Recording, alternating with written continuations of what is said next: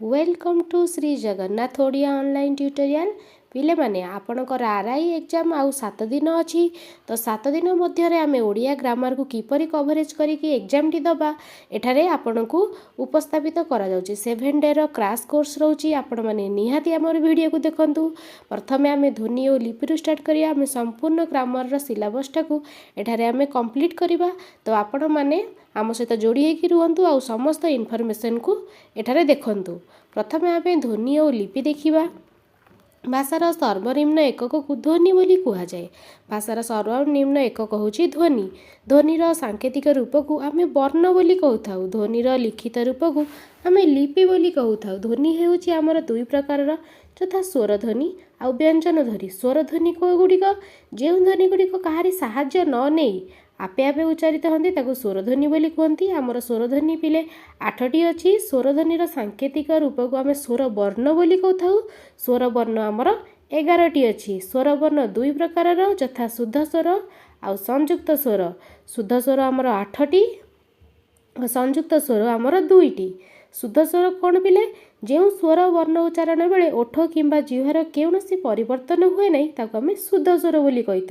संयुक्त स्वर कौन जो स्वर वर्णर उच्चारण बेले ओठ किंबा जिह्वार परिवर्तन हुए ताको संयुक्त स्वर बोली कहू। व्यंजन ध्वनि एवं देखा जो ध्वनि गुड़िक स्वर ध्वनिर साहाय्य उच्चारित हुअन्ति ताहाकु व्यंजन ध्वनि कह जाए। व्यंजन ध्वनिर सांकेतिक रूप को व्यंजन वर्ण बोली आमे कही थाउ। व्यंजन वर्ण आमर 39टी रही। यह मध्य दुई प्रकार अटे वर्ग व्यंजन और अवर्ग व्यंजन। वर्ग व्यंजन संख्या 25 अटे और अवर्ग व्यंजन संख्या 14 अटे। वर्ग व्यंजन को आम स्पर्श व्यंजन मध्य कही थाउ। वर्ग व्यंजन 25टी हेउची कचट तप। आपण माने शॉर्ट रे मन रखिबा पई आमे कचट तप साइड रे लिखि देइछु। क वर्ग, च वर्ग, ट वर्ग, त आउ प। क वर्ग आमे कंठ ध्वनि कहू। च वर्ग रे थिबा आमे तालव्य ध्वनि कहू। तालव्य ध्वनि कहू। ट वर्ग को आमे मूर्धन्य ध्वनि कहू। त वर्ग को दंत्य ध्वनि और प वर्ग को ओष्ठ्य ध्वनि। आपण एहा को मन रखि देबे आराम रे आपणकर व्यंजन ध्वनि हेइ जिवो। एटा होची फार्मूला आपण पई कचट तप। उ न्य न म वर्ग व्यंजनर शेष 5टी के आमे नासिक्य ध्वनि बोली कहिथाउ। सबु वर्गर लास्ट अक्षर हेउची हमर नासिक्य वर्ण बोली कहि थाए। दंतेश, तालवेश, मूर्धनेश और ह आको आमे उष्म वर्ण बोली कहिथाउ। अनुसार विसर्ग चंद्रबिंदु आमे आको अजगबाही वर्ण बोली कहिथाउ। ज र ल उ याको आमे अंतस्थ वर्ण कहू। ह क्ष ल याको स्वतंत्र वर्ण कहू। र को आमे लोड़ित ध्वनि कहू। ल आउ ल को पार्श्विक ध्वनि कह जाए। ताड़ित ध्वनि होची ट आउ ढ।